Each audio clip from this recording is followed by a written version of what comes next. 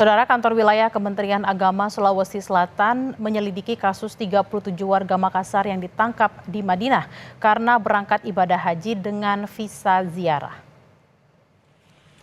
Kepala Bidang Haji dan Umroh Kemenak Sulsel menyampaikan 37 orang yang diduga melanggar aturan haji telah diperiksa dan diamankan polisi Arab Saudi. Mereka sebelumnya diberangkatkan dari Indonesia ke Doha, Qatar, selanjutnya masuk ke Madinah.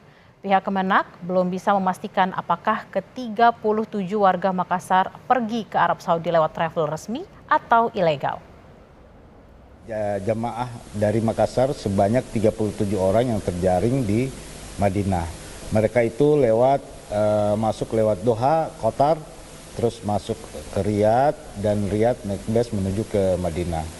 Dan di perjalanan mereka ditahan oleh askar sana, dan pada akhirnya mereka tidak bisa memperlihatkan visa hajinya. Belum ada kepastian apakah melalui travel resmi atau travel ilegal atau oknum. Nah, itu yang belum jelas. Untuk mengetahui keberangkatan jamaah calon haji, kita terhubung dengan jurnalis Kompas TV Gufran Lamataha dari Makassar. Gufran, kapan jamaah haji yang berada di asrama haji Sudiang diberangkatkan? Ya, selamat siang Bella dan juga saudara. Pagi tadi telah diterima jemaah calon haji kloter 32 yang rencananya akan diberangkatkan besok pada 4 Juni 2024 pada pukul 8 pagi waktu Indonesia Tengah.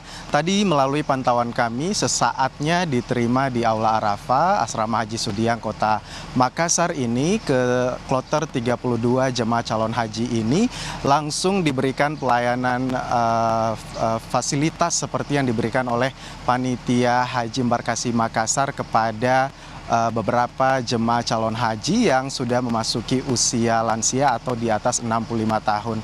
Untuk diketahui, untuk kloter 32 ini dari 443 jemaah calon haji ini berasal dari Makassar sebanyak 33 jemaah dan berasal dari Kabupaten Wajo sebanyak 224 jemaah calon haji.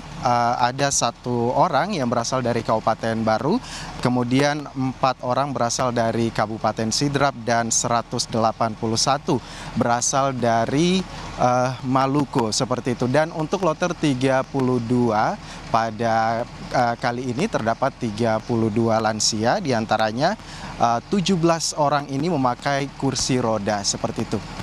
Dan juga Bella dan saudara, kita informasikan lebih lanjut mengenai dengan pelayanan yang diberikan oleh panitia ibadah haji pada tahun ini. Masih fokus kepada lansia, ada 2 pelayanan. Yang pertama adalah pelayanan one stop service, dan kedua yang diperuntukkan kepada lansia ialah pelayanan fast track, seperti itu. 2 pelayanan ini berbeda, di mana one stop service ini diperuntukkan kepada jemaah calon lansia yang masih bisa melakukan aktivitas, dan ketika nanti dipanggil namanya satu persatu, mereka akan berdiri dari kursi dan mendapatkan gelang identitas, terus kemudian pembagian paspor, hingga pemberian starter kit untuk berisi obat-obatan, termasuk juga pembagian living cost yang sebesar 750 real, atau jika dikonversi ke mata uang rupiah Indonesia ini sebesar 4.300.000 rupiah, seperti itu. Untuk pelayanan berikutnya ialah pelayanan jalur fast track, di mana ini bukan jemaah calon haji yang berdiri dari kursi mereka, melainkan nanti panitialah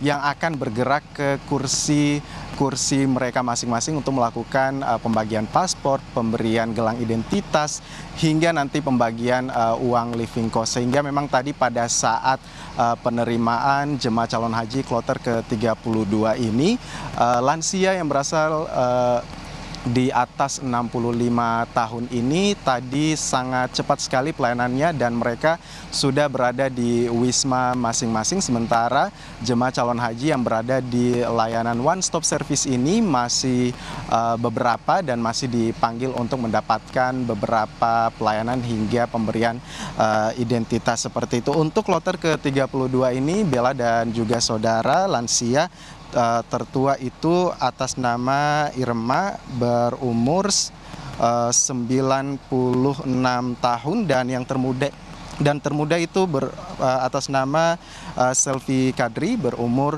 23 tahun. Kepada jemaah calon haji lansia juga ini panitia terus memberikan imbauan untuk tetap menjaga kesehatan, mengingat di Arab Saudi pada kali ini memasuki cuaca ekstrim di mana panas bisa mencapai lebih dari 40 derajat Celcius, sehingga himbauan untuk menjaga kondisi fisik dan mental mereka saat menjalani ibadah haji ini bisa mereka terapkan agar ibadah haji mereka berjalan lancar. Bella.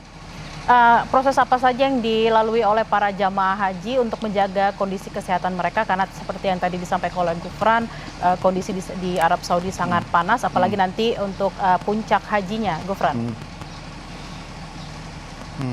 Ya, baik Bella, untuk imbauan kepada jemaah calon haji ini terus diberikan, misalnya tetap mengkonsumsi air minimal 1 jam 1 kali, terus kemudian juga ketika keluar dari Aula Arafah ceramah Haji Sudiang itu mereka diberikan starter kit yang berisi obat-obatan termasuk vitamin sehingga bisa menjaga kondisi mereka tetap fit selama menjalankan ibadah haji di Tanah Suci. Selain mengkonsumsi air putih selama 1 jam, minimal 1 jam sekali, terus kemudian mengkonsumsi vitamin untuk menambah untuk menambah fit tubuh mereka, terus kemudian juga mereka diimbau untuk membawa pelembab bibir dan juga pelembab kaki sehingga tidak nanti terjadi kekeringan pada bibir dan juga kaki mereka. Bella.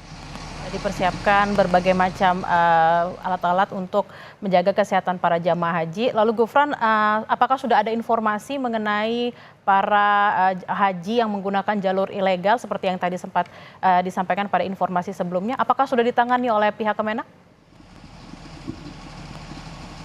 Baik, betul sekali Bella dan juga saudara, ini sangat disayangkan oleh Kepala Bidang dari pelaksanaan ibadah haji dan umroh Provinsi Sulawesi Selatan, Iqbal Ismail, yang menyampaikan bahwa masih banyaknya jemaah yang tertipu dengan iming-iming baik dari travel umroh dan juga travel haji. Ini sangat disayangkan dan penanganan saat ini memang masih berkoordinasi dengan pemerintah Arab Saudi terkait dengan kepulangan mereka, karena Bella dan juga saudara 37 jemaah yang berasal dari Makassar ini sudah pasti akan dideportase dan nantinya dilarang untuk memasuki Arab Saudi selama 10 tahun ke depan. Untuk saat ini kami belum mendapatkan informasi apakah identitas ke-37 nama jemaah yang memasuki Arab Saudi menggunakan visa haji palsu ini sudah tiba di Makassar, apakah sudah diberangkatkan dari Arab Saudi atau seperti apa.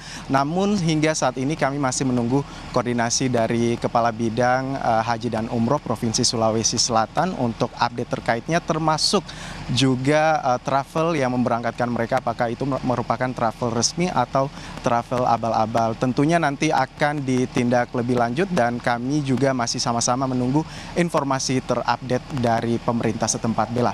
Kita akan tunggu informasi terkini terkait dengan 37 orang jamaah yang menggunakan visa ilegal dari Arab. Mengenai jalur yang dipergunakan oleh para jamaah ini, apakah sudah ada informasi, Gufran? Jalur yang seperti apa? Mohon maaf, Bella. Jalur yang dipergunakan oleh para calon haji yang menggunakan jalur ilegal ini. Untuk jalur yang digunakan oleh jamaah haji ilegal ini memang tidak terbang langsung ke Arab Saudi, melainkan mereka turun ke Qatar di Doha, kemudian menggunakan bus untuk memasuki di Arab Saudi. Sehingga memang jalur ini tidak melalui embarkasi Makassar seperti itu. Mereka melakukan perjalanan ini bersama dengan travel 37 ini untuk masuk ke Qatar terlebih dahulu, terus kemudian barulah menggunakan bus memasuki Arab Saudi, seperti itu. Tidak melalui embarkasi Makassar, sehingga pihak panitia haji dari Makassar pun tidak mengetahui terkait dengan 37 orang yang masuk ke Arab Saudi melalui jalur ilegal. Kita akan nantikan bersama seperti apa update informasinya. Terima kasih Gufran Lamataha langsung dari Makassar.